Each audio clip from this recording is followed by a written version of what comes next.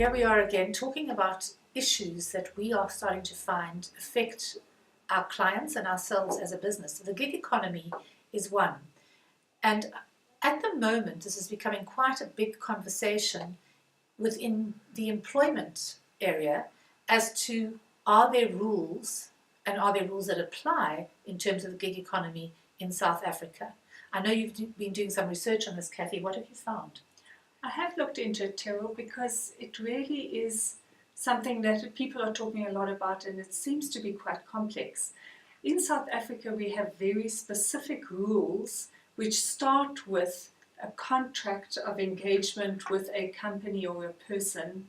Depending on that contract, you then have further rules to follow to say how many hours a week, for example, does this person work with you. So if somebody works for more than 22 hours a week, and you can take into account possibly leave, that person is deemed to be in standard employment, and so normal employment rules then apply.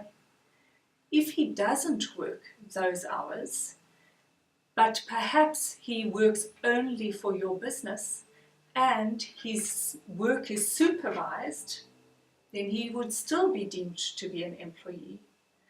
But if he's providing a specific service, so for instance, editing your vlogs, and he does that from home and maybe does it for another 70 people and uses an app like Fiverr or Etsy to actually get your business, then he should be deemed independent from your business and should be supplying you with an invoice. And then no tax, no pay-as-you-earn tax applies to him. So it's quite complex. It is interesting because I'm starting to look at all the different things that we've had over the years. So those people who came to your house to sell you plastic boxes over the years or fancy underwear, if they were working for less than 22 hours, those companies would not have considered those people employees. How does that differ from an Uber driver? I can't see a big difference. And so it's a question of whether a person is depending on a company to manage things like unemployment insurance, like we've spoken about before, or whether he's taking care of that himself.